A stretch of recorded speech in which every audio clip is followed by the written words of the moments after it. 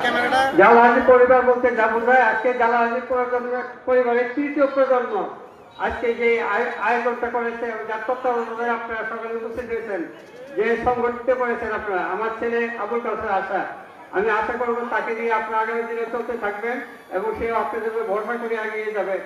এটাই মনে রাখবেন যে এটা তৃতীয় প্রজন্ম।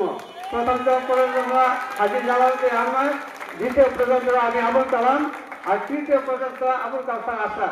এর বাইরে কিন্তু জালালহাজি পরিবার বলতে কেউ নাই। এটা আপনাদের পরিচয় করে দিলাম। তো আজকে আমি আপনাদের আগামী দিনের জন্য সংগ্রামী আহ্বান জানাচ্ছি। আমাদের মাননীয় দেশ নেত্রী বেগম খালেদা জিয়া মাননীয় চেয়ারপারসন, উনি খুব অসুস্থ। আল্লাহ রাব্বুল আলামিনের কাছে আমরা সকলে দোয়া করে শুরু করেছি বক্তব্য।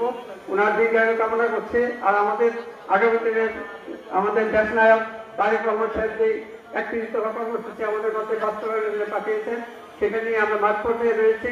আর আগামীতে একটা নির্বাচন আছে, আপনারা জানেন।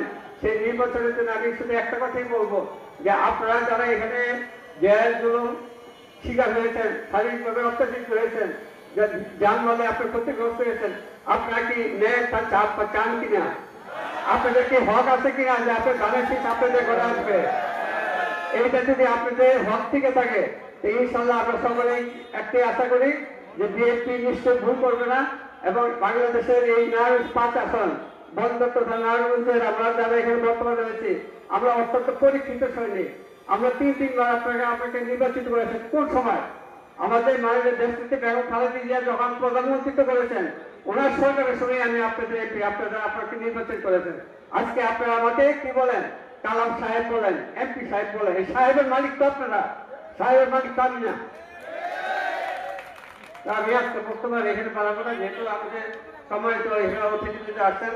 আর বন্ধ থানার পক্ষ থেকে আজকে অংশগ্রহণ আগত সমস্ত নেতৃবৃন্দ এই সময় নাম প্রকাশ করার কোনো সুযোগ নাই। আশা করি আপনারা নিজ গুণায় আপনারা ক্ষমার সুন্দর দৃষ্টিতে দিবেন। আমরা সকলে প্রত্যেকের জন্য দোয়া করবো। প্রত্যেকেরই আমাদের প্রত্যেকের দরকার আছে। কেউ আমরা বিচ্ছিন্ন থেকে কিন্তু আমরা কোনো অবস্থায় আমরা আমাদের এই সংগ্রামকে আমরা এগিয়ে নিয়ে যেতে পারবো না, সফলতা দিতে পারবো না। আজকে আমাদের এই মঞ্চে যারা ঐক্যবদ্ধ রয়েছে, আল্লাহ রাব্বুল কাছে দোয়া কামনা করি যে আমাদের ঈমানটা যেন ঠিক থাকে, আমরা যেন আমাদের শেষ পর্যন্ত আমরা করতে পারি ঈমানের সহিত থাকে।